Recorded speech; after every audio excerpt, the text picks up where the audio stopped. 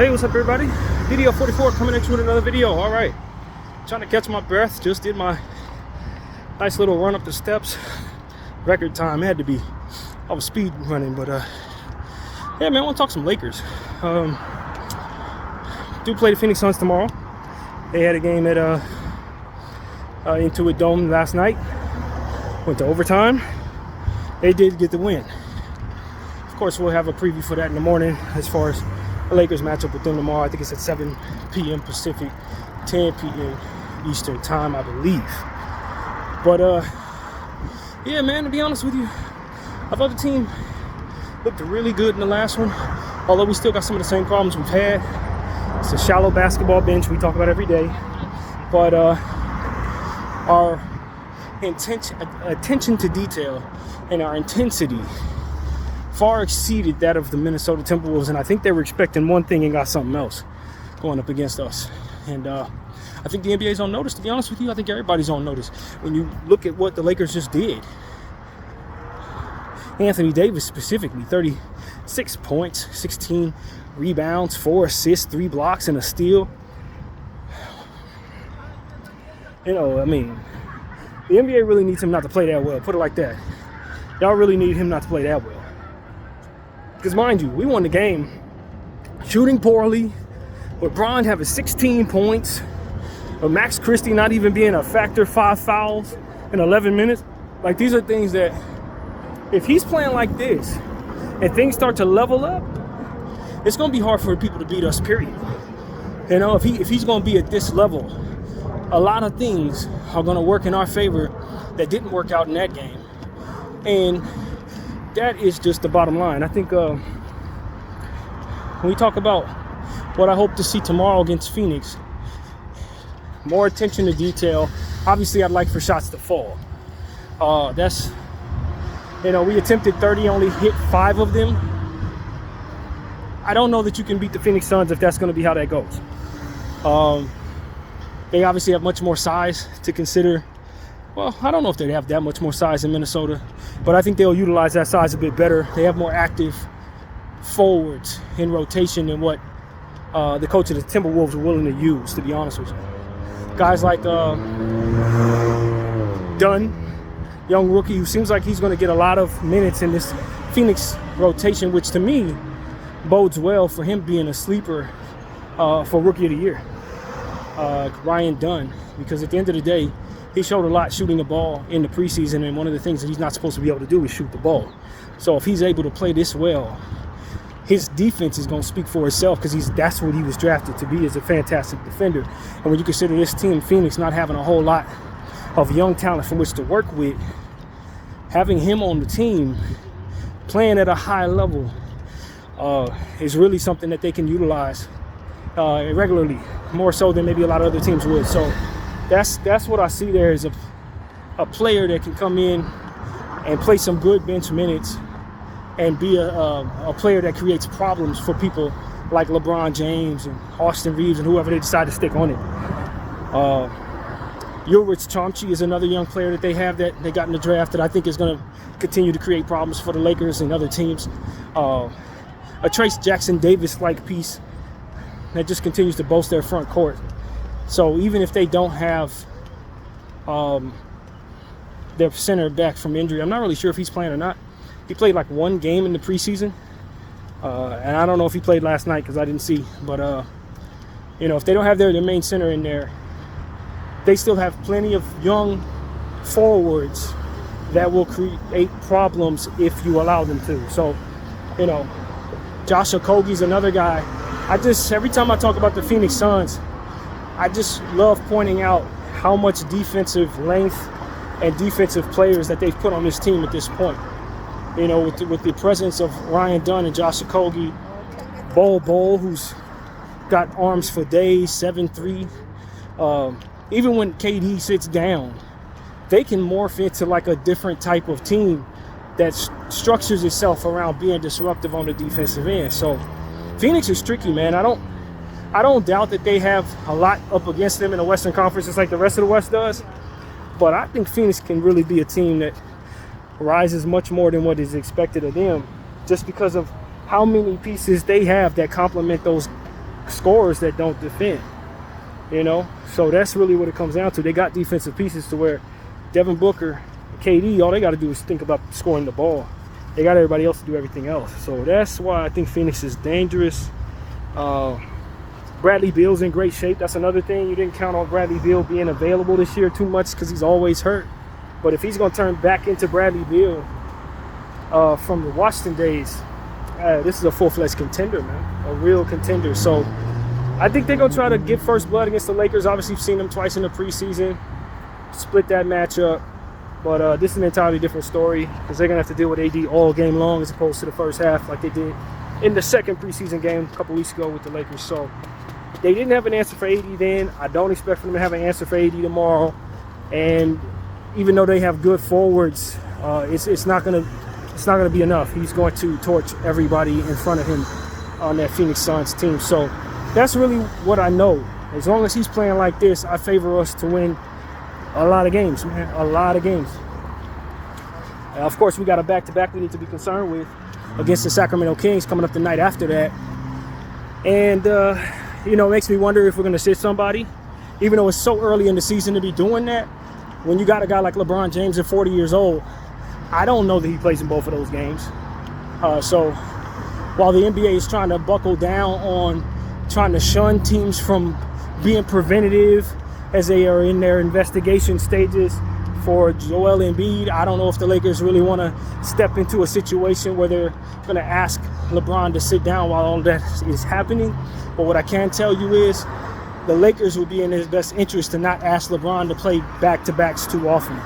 And so while it's early in the season and maybe more likely, I still would not be surprised if he's not asked to play. I love what I'm hearing in regards to those who are breaking down the Lakers in terms of how they're utilizing plays run for Dalton Connect. And I word it that way because I'm not the greatest basketball mind. I don't really have an attention to detail eye for plays and stuff like that all the time. You know what I mean?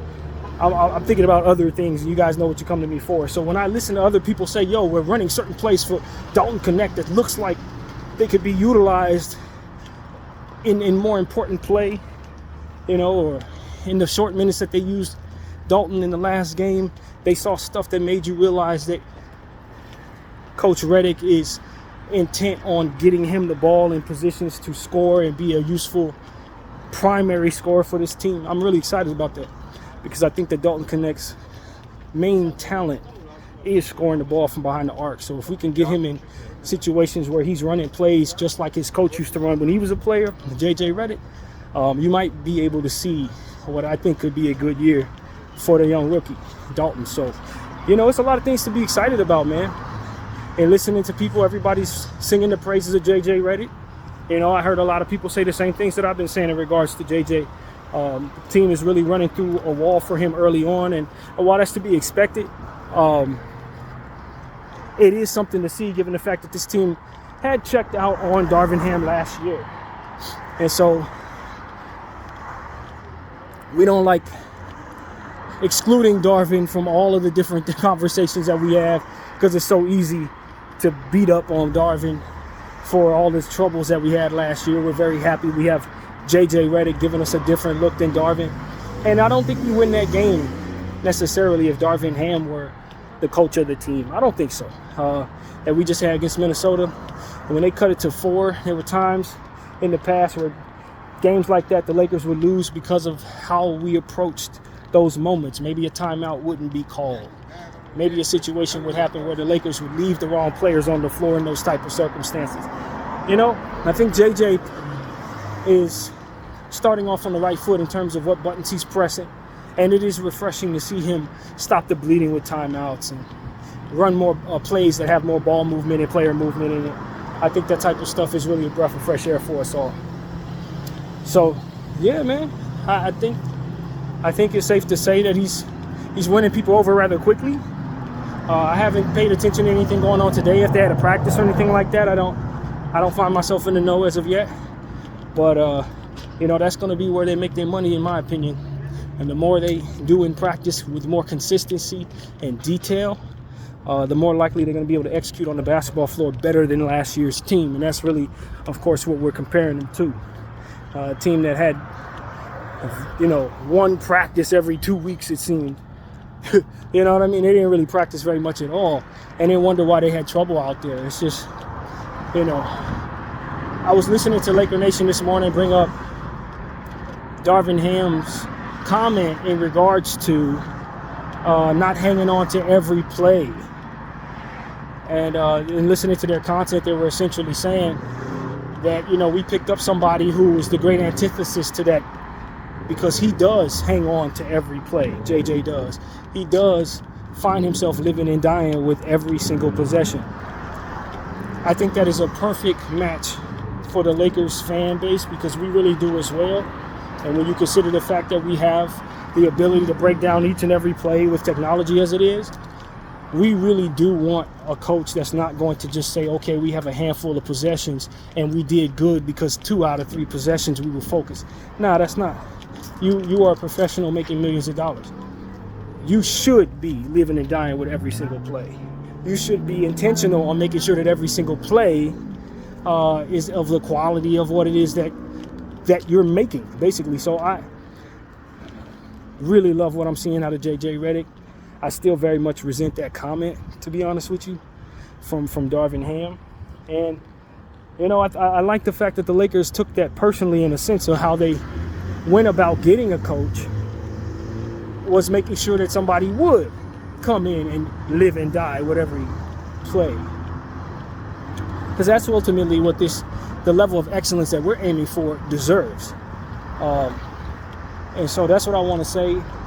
I'm going to be paying attention to how D'Lo reacts going forward to JJ Redick. That's one player that I think you circle. If JJ can get the most out of D'Lo and keep him bought in, that's really a telltale sign that JJ's kicking tail is in his job as well. Because, he's had issues with coaches in the past. And even though I think D'Lo has intentions of staying focused, I think he has intentions of buying into every situation he's a part of. I think he gets despondent at times and loses focus at times by nature.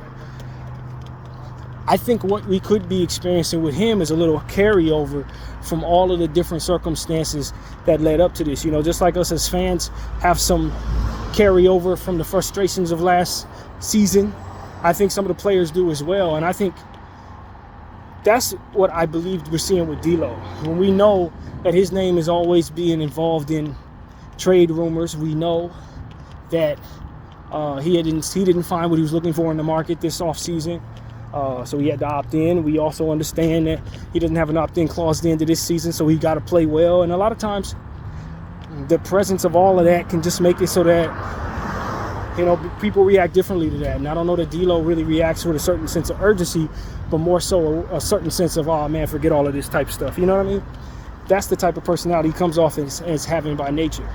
And maybe he wars with that, maybe, but, I just don't think that that's his strong suit is, you must play well, and so I will play well. I just don't think that's necessarily the trait that he has. But when you consider what JJ's able to do, running plays for shooters and putting players in positions to look better just early on, I think once D'Lo realizes he's in a system that caters to him more so, or rather, of course he realizes that, but settles into the understanding that the Darwinism isn't coming back, I think he's going to be very much a different player. That's just my theory. But I got a feeling that D'Lo, if we don't have any injury setbacks of any kind, by December, I wouldn't be surprised if D'Lo's playing close to his best basketball. Because I really genuinely think some of his struggles and some of his despondent behavior is coming from carryover from the frustrations of all of these different things, man. And it's sort of like I was expressing to you guys, and many have, in regards to yesterday's game, or the game against Minnesota. When we cut the game was cut to 4, and suddenly we thought, oh no, we're going to give the game back, oh no. And then things were done correctly, and we ended up expanding our lead from there. That carryover is something that we're going to have to heal from, if dare I say. You know what I mean? That frustration. Are we going to see small ball lineups that can't do anything? Are we going to see coaches leaning on their guy and it leaving us without success?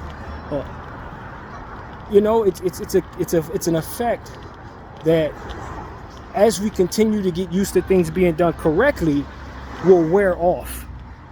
And so that's what I'm trying to express in regards to D'Lo. I think he may be dealing with a lot of, you know, I'm used to my coach not believing in me. I'm used to my coach benching me, even if it ain't to the betterment of the team. I'm used to people giving up on me and being hot and cold with my name and all of that. But when you're on a new system and this coach understands what you need, probably more so than a lot of coaches in this past, because of JJ's history as a shooter, and he's empowering you to keep shooting and empowering you to play make and things like that. Once you start getting used to things being better now, so to speak, then you start being better now. You know what I mean? So I think that healing for a guy like D'Lo is kind of the point of emphasis, to say that you're in a better place now. It's just like an animal that's been in a horrible life and then they find a great home. It's going to take some getting used to things being all right. You're going to be flinching a couple times. Maybe you might reach out and scratch somebody a little bit.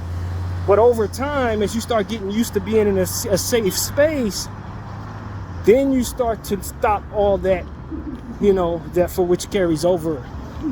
All of the things that ultimately make you jumpy, or whatever the word would be. So that's kind of how I liken it, I think. I think JJ Redick is a breath of fresh air for all parties, but we've been dealing with so much frustration for a little bit of extended time to where we're just going to have to get used to things being better before everybody settles into this is a new era and we have a good situation here. So that's what I think. And also part of it is the roster. If we really want to get the best effect out of JJ Redick, we're going to have to improve this Laker bench, man. We can't keep running unproven players that can't necessarily make up for one another's mistakes when they're thrown out there. That's where we can really find things really getting better, if we just improve our roster some. And I don't know what that looks like, how much that costs. Maybe it's not feasible. Maybe it's not responsible to do, whatever the case may be. All of that is definitely understandable. But I just think if you really want to get the most out of JJ Redick, you got to make sure that his roster is pretty good. You know what I mean? And that we got a nice top-heavy roster. I doubt that, you know, anyone's going to say we're bad, especially after the last game we played. But once you start digging into that bench, being forced to utilize some of those other guys, that's when you start finding out the limitations of this roster. And that's always going to be something I'm thinking about, whether we're doing well or not. How many different rolled ankles are we away from having to rely upon some guys who cannot win basketball games in this league? And so that's why I think that could still be a problem. That could keep the Lakers from doing what I like to call healing from hard times, because, you know, these injuries are something else. And I'm going to tell you, I know a lot of people are excited about our injury-prone players coming back, or guys who've been through injury, rather. But I think part of healing in that way is maybe moving on from those guys who are prone to injury. You know what I mean? No pun intended when I say healing, but maybe that is the solution. Like, I've been saying this for more than a week, to say the least. Vanderbilt is a piece that I don't want to keep waiting on him just for him to come back out there, play hard, get hurt again, and then I'm waiting on him. Like, that's my problem with Vanderbilt. If we're going to start going down this Robert Williams, Mitchell Robinson path with this dude, I'm going to be unhappy, personally, as a Laker fan. I get it. Great defender. Has to throw his body around. We talk about it a lot. We could use him, especially on the perimeter. It definitely makes our team better.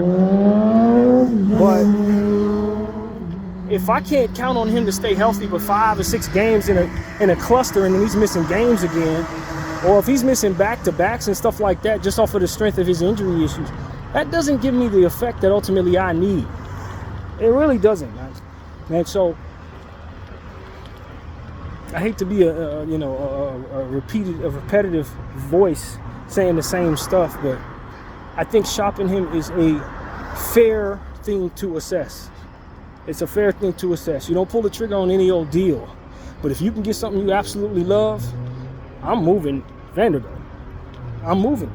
You know, a lot of times we think about, you know, and even I made the argument that, well, the presence of Dalton Knecht doesn't necessarily negate the presence of Austin Reeves or Max Christie or maybe Rui Hachimura or whatever. It does not. I definitely agree that all those players can play together and they probably fit with one another. But I don't want to lose sight of the argument for those who are saying that you can replace those guys because you have Dalton Knecht. I don't want to lose sight of the argument that holds credence in the sense that depends on what you're taking back will determine how much better you or worse you are. Just because something fits doesn't mean you can't improve if you're willing to include. And maybe you wouldn't be willing to include whatever the piece is if it weren't for the presence of Dalton Knecht. So a lot of times it's like, you know, we don't have to move on from Austin. We don't have to move on from Rui. We don't have to move on from Max or any of these players. But we can't deny the fact that the presence of Dalton Knecht gives us the ability to consider it. We don't have to keep them just the same. And if you're bringing back something that fits even better, or if you're bringing back something that makes you even more valuable of a roster, then I don't know that that's not something that we need to consider. Given the luxury of having Dalton Knecht in place, allowing us the ability to maybe do that. And so I understand both arguments, and I want people to know that. Because I heard somebody had commented something like that, and I think Trevor Lane made the argument that, no, you don't have to move on from those guys. They fit. It's like, that's most definitely true. And so is what the comment was, that the presence of Dalton Knecht really does allow you the flexibility that otherwise you would not have to maybe move on from those guys and find something that may fit a little better or a dynamic on your team that makes you significantly better. So for me, I'm not going to close the door on no trades to improve our team right now. I'm really not. I'm especially if those trades have me getting back something I absolutely love and not giving up first round picks. You understand what I'm saying to you? Because that's the no-go for me, is giving up first rounders. I don't want to give up none of my future to improve this roster. But I will give away certain pieces to improve this roster or to improve the depth of this roster. I will. Because I think that that's probably the best bet for the Lakers, to have their sweet medium of holding on to Bron and AD, holding on to their picks, and still trying to make themselves a better team than they are right now. So that's what I want people to understand. I like us offensively. I think we're one of the better offensive teams in the league. I definitely agree with that, with those who say that. With the starting lineup that we have, all of those guys excel on the offensive end. It is really exciting. Defense does win championships in an old era, but in the Boston Celtics attempt 63s and play defense era, you're going to need to be able to score, man. So there is definitely an argument for the Lakers leaning in more onto offense than the defense this year, because you're probably not going to stop them from attempting those shots, and you're probably not going to beat them unless you can keep up with them scoring. So that's a real thing, man. It's a real thing. The way that we beat the Minnesota Timberwolves last game, you most definitely will not beat the Boston Celtics that way. 5 of 30 from behind the arc, you did not attempt enough threes, they beat you by 50. If they're shooting well, they beat you by 50. So these are the type of things that we really consider. You know what I mean? When we're looking at our team right now, we look at the defending champion and what their style of play is, and the length that they have on the floor, and the versatility of their players. You gotta be able to keep up with that, because they're not going away. So that's something that needs to be said. Dalton Knecht, I want you attempting all the threes in the world, brother. And it's not about the Lakers as a team just getting up a lot of threes. It's about the right people taking those threes, and those threes being quality. But we do need, absolutely need, in the modern era, to attempt more than 30 threes in most basketball games. If I'm being real with you, 30 was kind of what you expected last year's team to shoot, but even they would try to attempt more than 30. 33, 34. 30 is too few. Too few. Now, if you can score in the paint 75 points and control offensive rebounds, not turn the ball over, and you run into the other team that doesn't have no energy, then yeah, you're going to win that basketball game. But you're not going to have all those things work out in your favor at once very often. So that's what I want to say. The Lakers 5 for 30. They need to hit those shots, and they need to attempt more. Up to 40 threes or 38, depending on how quality the perimeter defense going against you actually is, in my opinion. Maybe even higher volume, maybe even higher. But the people I want shooting those threes have to be quality three-point shooters. And this is something I need to say. Austin Reeves, the jury is out on whether he's a good selector of three-point shots.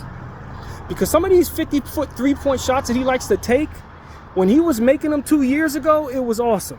Now, I have not been pleased with his shot selection. It lives in, for me, the pleasure of that shot lives and dies with the efficiency of him hitting it. And the fact that he isn't hitting any of them, they are dog-awful shots, man. Dog-awful. And maybe JJ doesn't agree, but I really, really would appreciate Austin Reeves not taking 38-foot threes or whatever, you know, like 50-foot jumpers, whatever the hell, 3 and 4 steps behind the arc. If so often right now, while it's not falling, it's just not. It's not the best shot to rebound. Whether or not it's a better shot than a closer three, I don't know. Depends on the player shooting it. But, you know, these Dame Lillard, Steph Curry shots that he's taking, I'm not loving those, man. I'm not loving them. They're not falling. And they're an eyesore when he shoots them at this point. So that's something that needs to be said, man. I love how he offensive rebound. I love his energy getting to the line. Great. He's doing a good job of getting to the line. He's been doing a good job of playing physical. So there are great things about Austin's game that I'm really pleased with this season.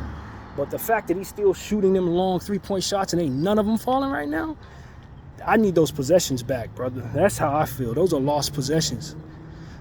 You know what I mean? So as long as we continue to put an emphasis on rebounding the ball, can soften the blow in regards to that, offensive rebounds particularly.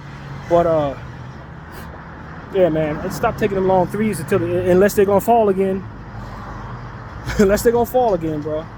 Take a few steps in, maybe that helps. I don't know, but I need them shots. I need those shots back. But AD shooting threes looks good. 1 out of 3 wasn't bad in the last game. The fact that he had a game where he was 4 for 8 or something like that was fantastic. I do want him to shoot more. I've said that the whole time. I don't care that people think he can't shoot the 3. My eye test tells me otherwise. He's an excellent shooter. He just needs more attempts, more regularly. That's it. I do believe I would not at all be surprised to see Anthony Davis have a season where he shoots above 37% from behind the arc. He just needs to get the shots up and not have coaches that get shy away from allowing him to shoot and then let other people check up threes all night long. It's just, I'm glad that's not who we have in place at the moment. JJ Redick doesn't seem to have that thought. He agrees with me. Let AD shoot threes. That's what I'm saying. Let AD shoot that 3. Let him get used to shooting threes.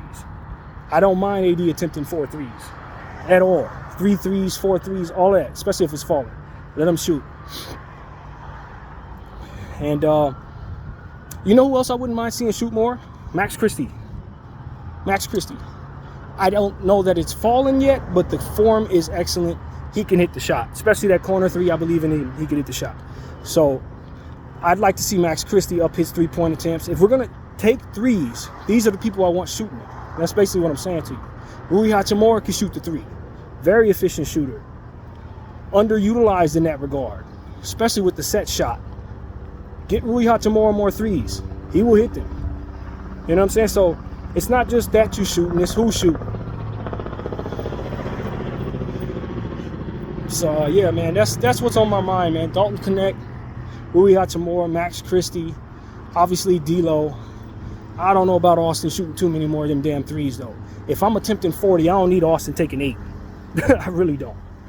Get them shots to other people, man. Until further notice, until he proves he can hit them again.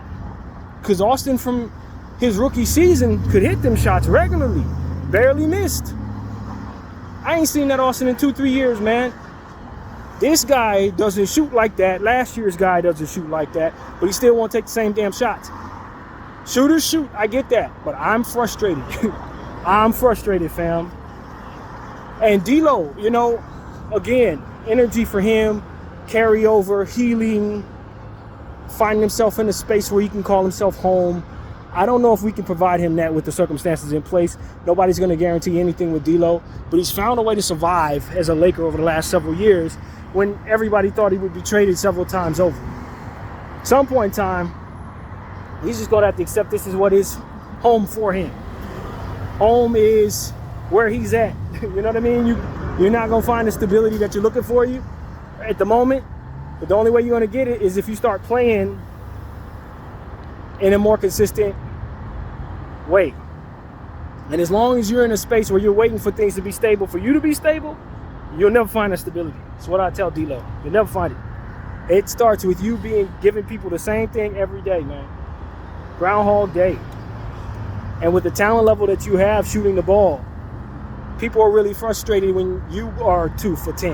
You know what I mean? It's frustrating when we know a guy who can shoot as well as you attempts so many shots and is so inefficient. So that's my thing with D'Lo, man. I just want to see him play with confidence and play with consistency. There are certain things that may not always be able to fall, like shots, but your rebounding prowess, your striking at the rim, playmaking, intensity on defense, intentional rebounding, all of that stuff can be more consistent from that guy. So that's what I'm looking for. Consistency in the areas you control and taking good shots, man, taking good ones. So that's really what it's about, man. Consistency for more of these guys. And I do want the Lakers to sneak in roll minutes. I think it would be pretty intelligent to choose one of our 3 unproven guys, and we know who they are. It's Max Lewis, Jalen Hood-Schifino, or Bronny James. Choose one of those guys and be intentional on letting them play with 4 proven guys every night. Because what you want to start doing, in my opinion, is getting into a space where they're playing competent basketball. And having them rely on each other in garbage time does not do that. But putting them on the floor, one of them on the floor with your starters, or one of them on your floor with 2 or 3 starters and maybe one of the main bench guys, puts you in a position to see them be a part of better plus-minus rotations. And that will allow their confidence to grow. That would allow them to not be such a burden on the team because they're obviously being carried by those other 4 players. It works for me, in my opinion, when you're trying to develop young guys that you ultimately gonna have to lean on because your team is so shallow. Pick one and put them in lineups with your starters, man. Every night, good 2 or 3 minutes a night. That would be my way of approaching developing these young guys. Jalen Hood-Schifino, I sub out Austin Reeves, and I put him in the game for a little bit. Maybe a couple minutes, 3 minutes time, 2-3 possessions. Sit him down, pick Bronny James, do the same thing with him in a different game. Sit him down. Max Lewis, totally different position. Maybe I'm subbing out Rui, shifting some people around a little bit so that he could play the 3. Play 2 or 3 minutes. I don't care if he plays well or not. Just get him used to being out there playing meaningful and competent basketball. That's what I think needs to be done there, man. Because otherwise, you just got these guys sitting there not developing. Maybe they play in practice. Maybe they play in the G League. And then somebody rolls an ankle. Now you got to run these dudes. And they don't know what the hell they're doing. They out there stinking it up. Or they're a part of rotations after being in that same way where they're giving back leads and stuff like that because they're down there with each other screwing it up. That is not how you want to develop these guys, in my opinion. You want them on the floor, especially a guy like Jalen who's supposed to be running the offense. You need him on the floor next to Bron and AD, next to Austin, next to D'Lo at times. Playing real, confident, meaningful basketball against high-level talent. So that's what I think that would be my formula. And of course, I'd still put them in at garbage minutes. Of course, I'd still send them to the G League as well. But this would be my way of getting them used to being real Lakers, getting them used to being a part of meaningful basketball early. That way, when it's time for me to rely upon them, they'll have some of that rust shook off and some of that experience in their belt. So that's where my head is, man. I think that should be something that a lot of teams do with unproven hopeful players when their bench is shallow as hell. You know what I mean? Because if that bench is strong, then you don't really have to do all that. But when you know you have to rely upon them dudes at some point, you might as well throw them out there in a very responsible way that allows for their mistakes to be covered by other people who are much higher of talent. You know what I mean? Get them used to throwing lobs to AD. It's hard to have a bad plus minus if you're Jalen Hood-Schifino and you out there with Bron and AD. It's hard. Because all you got to do is get them the ball. They're going to get you an assist. You mess up your defensive assignment, AD's right back there. You know what I mean? That type of thing. That's what needs to happen with Jalen. Sure, he's going to be the weakest link. Sure, they're going to be frustrated with him. But if you run that in 82-game schedule, you run that enough, it's going to pay dividends. It's going to pay big dividends. And then when somebody gets hurt, he's already used to being with the starters. He's already made certain mistakes that he ain't gonna make again now. That type of stuff, man. So, yeah, man, I hope JJ hears me. Obviously, I've been making these videos every day, but I think this team, the key to us being a playoff team, in my opinion, is health and the development of those three players. The development of Bronny James, Max Lewis, and Jalen Hood-Schifino. They cannot continue to suck, man. They can't. They can't continue to suck, bro. So that's really my point of view, man. That's what I want to tell everybody. Walking past this washer, so hold up for a minute.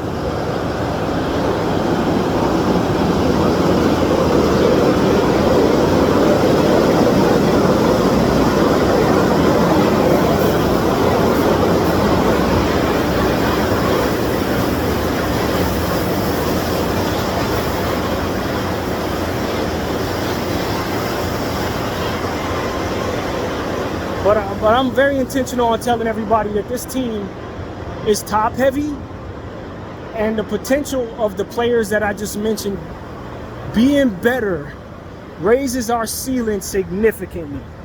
And the fact that they don't project to be bad prospects really helps.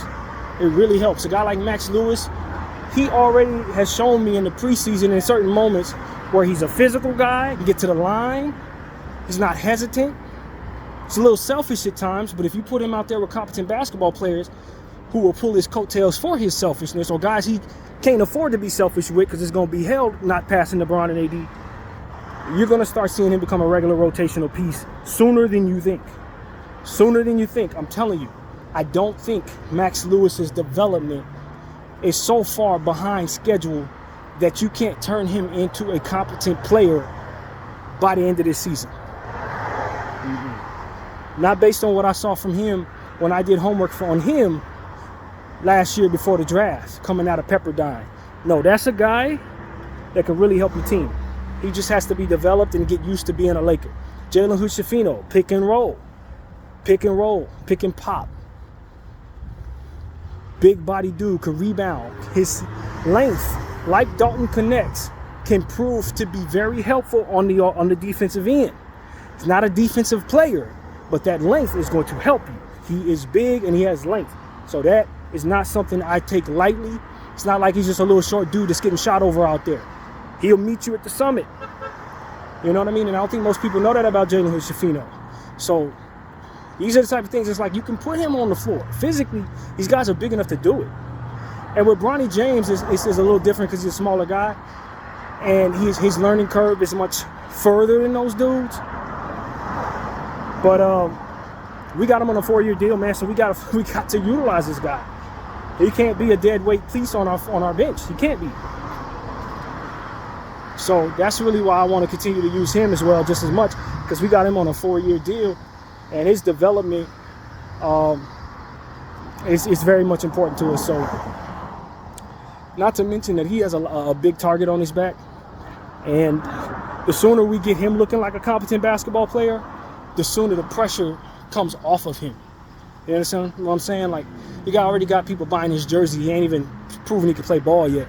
The sooner we get him looking like he can play ball, the easier it is for him to deal with that pressure.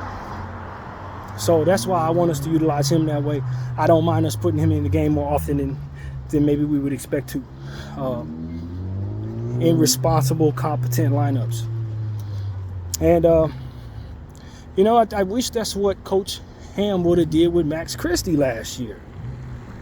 This is where this concept comes from, because it's exactly what I wanted him to do with Max Christie. Have him on the floor with the starters last year. Utilize him more than he uses Taurean Prince and all the stupid stuff he was doing last year with our team. You know what I'm saying? Let Max get some of those mistakes out of the way so that by now he's more of a competent piece. But nah, we didn't have that type of competency in our damn coaching ranks, so we couldn't make good decisions with the team. I don't play JJ Redick for being incompetent at all. So I think this would be my solution. We got to throw our kids out there, man. Throw them out there in units that make sense. So that's what's on my mind, man. Love what I saw from Jackson Hayes, even though I was complaining about how his limitations can hurt us a little bit. I don't expect him to play as good as he did last night, or rather against Minnesota every night. But he damn well earned his respect in that game. And I really do want to give him credit for rebounding the ball very well throughout the course of this preseason and the start of the season.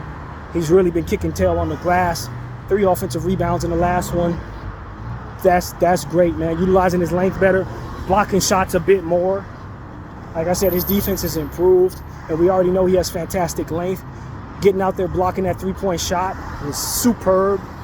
I forgot about that play, but I thought it was tremendous. So I just want to give Jackson Hayes more credit, because I really have been dragging him through the mud for his limitations, and he came out and played great, made me eat those words. So if he can continue to play the way that he played in that Minnesota game, if he can continue to build on that momentum, he'll be a very important piece that we won't want to move. So that's important to say. Yeah, man, I'm excited. I'm ready for this 2-game back-to-back Sacramento and Phoenix duo game, whatever you call that. I'm ready for this back-to-back, man. This is not going to be easy. These are 2 teams that always want to play us hard. But damn it, we should have them targeted at this point. I don't want to be the hunted. We need to be the hunters this year. Teams that embarrassed us. Denver didn't embarrass us. Phoenix embarrassed us. Sacramento embarrassed us. We need to start targeting some of these guys. Catching them off guard. Pushing the line on them. So that's what I'm saying to my Laker team. I ain't worried about being a target. I'm targeting y'all. I ain't running from these teams. I want to face these teams. And maybe that's a dangerous thing when you don't match up well like we do not with Denver. Because I said the same thing about that in the playoffs. I had that same attitude about seeing Denver, and we obviously did not succeed. But with a much more competent basketball mind running things, with the presence of Dalton Connect, I think I like my chances at being a hunter more so this year with that brain trust running things. That's really what it comes down to. If you're running with your head cut off and you don't know what the hell you're doing, then you probably shouldn't be calling people out to keep kicking your behind. But if you got somebody that knows what he's doing, who could break down strategies on how to attack the people's weaknesses, then you feel a hell of a lot better about your chances going up against somebody who just got through beating the hell out of you when you had your head cut off. So we are not a chicken with our head cut off, man. We got a very strong head on our shoulders at this point, and I want to run it back with some of these teams that keep kicking our butt. That's what I'm saying to y'all. So I definitely got Sacramento circled on Saturday, but we will not overlook Phoenix clearly, obviously not. So yeah, that's what I'm saying to y'all, man. Big Lakers stuff, man. We really serious about following this team every year for the rest of our life. That's what it is, man.